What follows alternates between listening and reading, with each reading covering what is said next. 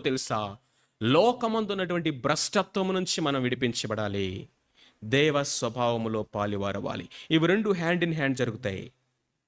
పాపమును అసహించుకునుటయే పరిశుద్ధతను ప్రేమించుట. పాపమును అసహించుకునుటయే పరిశుద్ధతను ప్రేమించుట. పాపమును ఇంకా ప్రేమిస్తూ పరిశుద్ధతను ప్రేమించలేవు, పరిశుద్ధంగా జీవించలేవు. హోలీనెస్ అంటే ఏంటో తెలుసా? షన్నింగ్ ఈవిల్. హోలీనెస్ అంటే ఏంటో తెలుసా?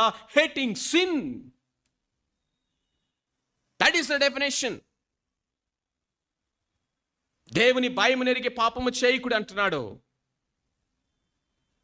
పాపాన్ని విడిచిపెట్టకుండా పరిశుద్ధ జీవితం ఎలా సాధ్యమవుతుందండి?